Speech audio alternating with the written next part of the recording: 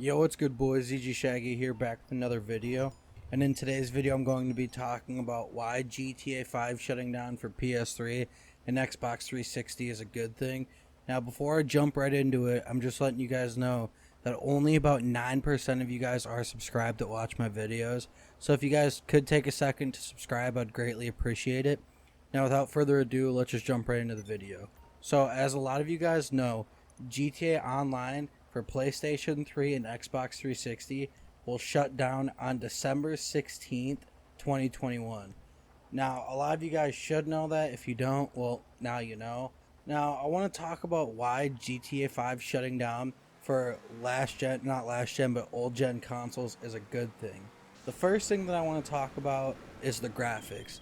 Now, if you guys play GTA 5 on PS3 or Xbox 360, you guys know the graphics weren't really that great. Now, at the time when the game released and the only thing out other than the 360 and the PS3 was PC, the graphics on PS3 and Xbox 360 were amazing back then.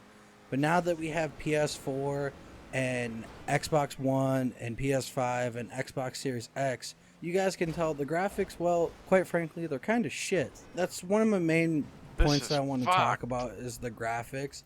Another point that I want to talk about is how much more reliable new-gen consoles are. Meaning the PS4 and the Xbox One, because I know a lot of you guys have those consoles, you guys haven't upgraded, or you guys haven't gotten a PC. Now, I played on PS3 predominantly when it came to this game, and if you played on PS3 as well, the game would crash a lot, right? Sometimes you'd be able to play for 30 minutes before your PS3 froze, or sometimes you'd be able to play for a couple hours before your PS3 froze. Now, I'm not going to sit here and say that's 100% the game's fault. It could just be the console, because I know for me, as soon as I changed my thermal paste and cleaned out the PS3, I stopped having those problems less and less. And on top of that, I also changed my hard drive to an SSD. But even when I did all that, I still had that problem of my PS3 just straight up freezing.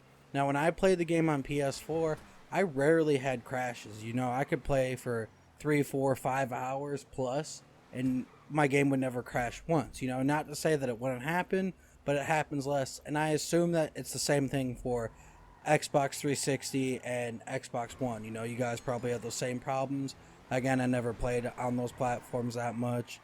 So let me know in the comments down below if it was the same thing for Xbox 360 and it got better once you guys moved to the Xbox One. My other point that I want to talk about is the modders. The modders on PS3 were just horrendous. You know, coming from someone that uploaded modding content, modding tutorials, trust me, I know how bad it was. You could very rarely play a single game without someone locking you in a cage or freezing you or kicking you from the lobby or just straight up trolling you the entire time. We all know that's not fun at all. It's just not cool to deal with.